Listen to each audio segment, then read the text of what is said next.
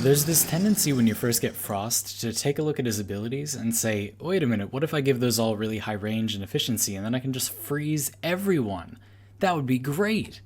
And then you realize that while enemies are frozen in Frost's ice from avalanche or freeze or a few other effects we'll talk about, they can't have status effects applied to them. And as you get later in the game, you figure out that you can't really kill enemies with armor if you can't apply status effects to them or reduce their armor some other way. So then you think to yourself, alright, we can't just freeze all the enemies, we gotta take their armor off. And you look at Avalanche and you realize that it has scaling with strength to remove armor. Built right into it. Perfect. Then we're going to build a bunch of strength, forget about the efficiency, that's for losers, and we're just going to freeze the enemies and they're going to lose all their armor and it's going to be the best and we're just going to kill them all. This build is really, really energy hungry, but it's no big deal. We're just going to spam energy plates and, ooh, get wrecked. And then some more time goes by and you become a content creator and you're doing that for a few years and you move to an apartment in the middle of nowhere and you're making videos on the internet all day and you realize that you're just bored of the armor stripping build. I don't care if it's effective, you say to yourself. I'm gonna make this one good because it's what I like, it's what I find fun. You start putting on weird augments and they come out with more range mods and you're just slapping all sorts of crap on there, and then you discover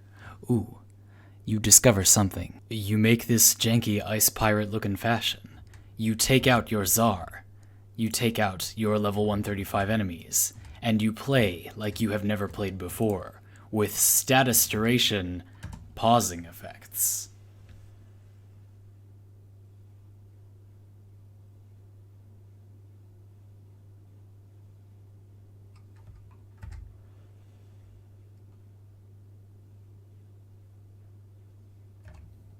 From inside your defensive bubbles, you rain down your ice pirate cannonballs upon your unsuspecting foes, freezing them in time with your avalanche, which no longer removes any armor, and no longer has to. With the power of Hunter munitions, the enemies will bleed to death due to your cannonball crits, and they will be helpless to remove those status effects with the natural course of status effects having a duration that normally runs out because they are frozen in time.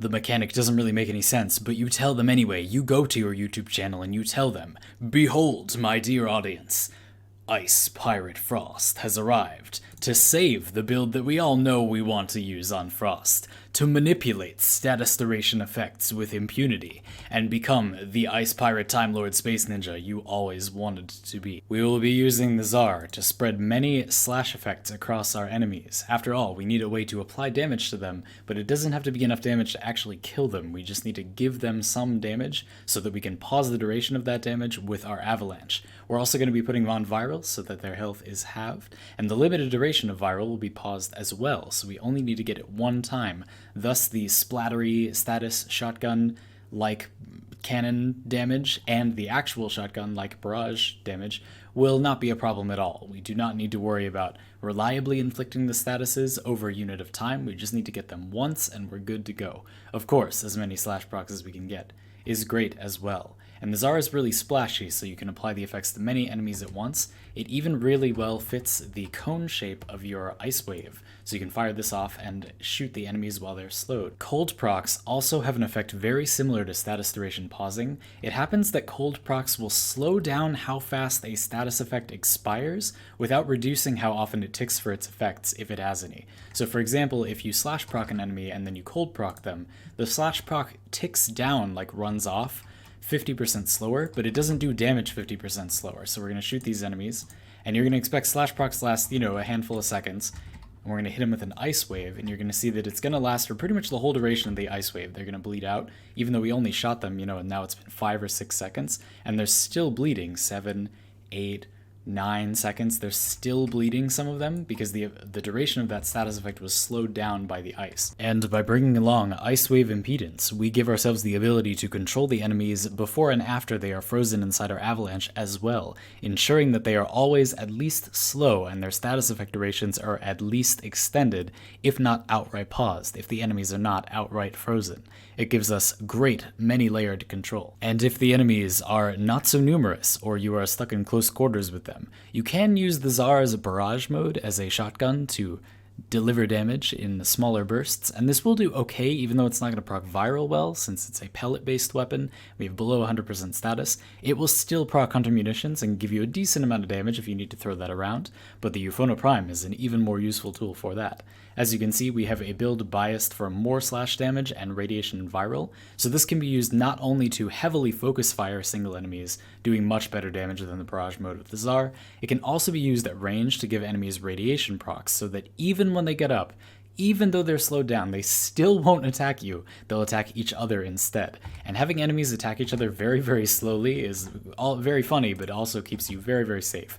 So you're going to see that even though the Euphono Prime has crazy short damage fall off, like it doesn't really do any damage at this range, you can still get those radiation procs and see now those enemies are fighting each other, but they like kind of can't because they're slowed down so much, and you can just sit here and keep them slow, and they can't really do anything, they're not really paying attention to you.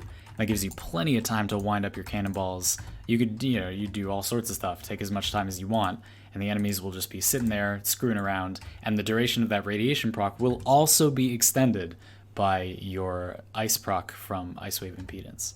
You can see these enemies are kind of a mess now. Like, some of these enemies just have all these random status effects on them from the stuff we've been doing to them. And at that point, obviously, we're going to take out our melee weapon, that's completely necessary, and condition overload the enemies and just destroy them. Sometimes it's going to become a little dirtily what you're doing with this loadout, and you're going to want to just murder the enemies. But you have to be careful because you're really, really squishy. You probably heard back there through my mic, I had to get a little bit sweaty to get out of there safe. So yeah, I mean, you don't want to engage these enemies in melee combat that much, but for goodness sakes, it's not like you can't do it. Like, if you freeze them and then start attacking them, you can kill them before they can even do anything to you. They're just so slow once they're in this state. It's very, very easy to deal with them. So even if you just want to kill them with your melee weapon, super easy to do that as well. And of course, you will do a lot more damage if you've been peppering them because of condition overload. Pretty staple hybrid build, but here's what that looks like. The Mios is not a particular weapon here. I do think you should go for something that wants corrosive, since that's not something you're applying with this loadout. Enemies are likely to have viral and slash, and if they got shot by the Euphono, maybe radiation, and of course cold. So you don't want to run a weapon that has those as its main features, since condition overload will give you more damage if you have a bigger variety of status effects. So focus on a corrosive weapon, or maybe a gas weapon, that could be okay, get those toxin procs. Maybe a weapon with puncture, or at least a variety of statuses. So the Mios isn't 100% ideal, but it doesn't really matter that much. I just enjoy this weapon, and I do think it's just a tiny bit slow sometimes, so getting some wind-up time by having the enemies be slowed is great with it. I do recommend this build regardless, and the Mios is a fantastic all-purpose weapon, but there are certainly other more synergistic options. You could pick something with more focus, certainly. I just think the Mios is a fun option. One of the particularly fun things about using the Mios is that you can play with your enemies a little bit before you kill them. Not only can you knock enemies around by using your snow globes, which we'll get to in just a sec, you might have noticed something strange with this enemy here in the wall. You can also use the Mios, the charge attack of whip weapons, to pull enemies around. And it's a little bit cumbersome, it takes a little while to do, but because you have them frozen, you have all the time in the world to yank them, sometimes off a cliff pretty easily. If you're near the edge of a cliff, you can just like yoink, and they'll do, goodbye. One of my favorite things about this loadout is that it uses all of Frost's powers for something very useful. You can use Ice Wave to generally keep the battlefield under control, keep enemies slow, make sure they can't get out of Avalanche, use it around Avalanche to control the enemies, and just add to condition overload in general. You can use Avalanche to status duration pause a large group of enemies. Perhaps you hit them with your Tsar and you want to pause those slash procs so you get all that damage, or just for general hard crowd control. You can use freeze to stop a single target if you're shooting the Euphona at them. Let's say you don't have all that many enemies in your way, you just have a few that you're working with, and you don't really want to waste the energy or the effort or whatever to freeze all of them. You can simply use your freeze to freeze just one. And this also freezes the duration of status effects, and you'll kill the enemy nice and good just like that, without having to use, you save 30 energy by not using Avalanche. I don't think this is going to happen super often, but you can also use it to set up your Dariga.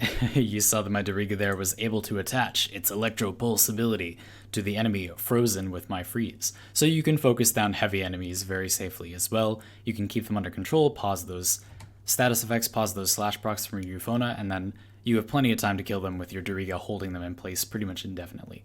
I chose the Riga here, by the way, just because it's a sentinel that is good at defending you in close range. I wanted some supplements to Frost's general freeziness. He's good at controlling enemies, and many of them, from great range with his ice, especially with maximum range like we have with this build. But I figured that you wouldn't always want to use a large crowd control ability to hit enemies all around you, and Doriga is a good bodyguard sentinel with 2 abilities to zap enemies nearby, both groups and single enemies, and is generally just like a tanky little dude. Since you yourself are not that tanky, it's sort of nice. I also have a trick in mind involving Sweeper Prime and an arcane called Arcane Victory that I do not have yet, but that I will be using for this build, that gives you a chance for health regeneration on headshots that can be procced by sentinels, and because Doriga has long attack range and Sweeper Prime's lots of pellets with a ribbon for even more pellets, you can use this to heal you. Frost doesn't have a lot of health, and you're not gonna have a lot of health with this loadout. I decided I wanted at least decent health, so that we're not just like a piece of paper. But because we're controlling the enemies a lot, I really don't feel like it's a big deal to be super tanky.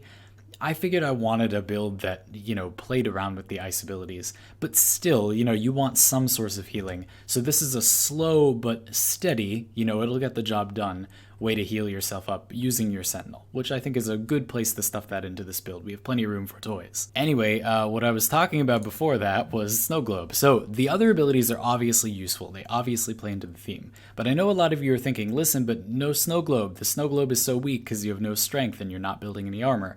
That's kind of true, but it's not completely true because Snow Globe has an invulnerability period. So when you summon a Snow Globe, this is always true no matter what you're building on Frost, and it doesn't change with any mods. You summon a Snow Globe and you're going to see it's going to pulse. It's going to pulse for 4 seconds, then it'll stop pulsing. During that pulse time, it's invulnerable and it absorbs any damage it would take, just like Iron Skin and abilities like that. And that means it will be a little bit tanky. If enemies are shooting at it for the whole 4 seconds, then theoretically it should last about 8 seconds. So I made my energy this disgusting lime green color so that you can see the globe more clearly. So I'm going to spawn it over here. I'm going to jump up in the air so the enemies can't walk inside it. You're going to see it's going to glow for about 4 seconds and absorb fire from the enemies for about 4 seconds. Then it's going to stop glowing. And it's going to last about another 4 seconds. You see that gunner's laying into it. And you're going to see in a few more seconds it will collapse. Yep, there it goes. So you can still use it as effective point defense and to give yourself some cover, some time to attack with your weapons if you so wish. It's not like it can't protect you for any amount of time. It should, on average, be lasting you around 10 seconds as long as enemies don't solid DPS it, which is pretty good for having absolutely no stats that buff it up in any way.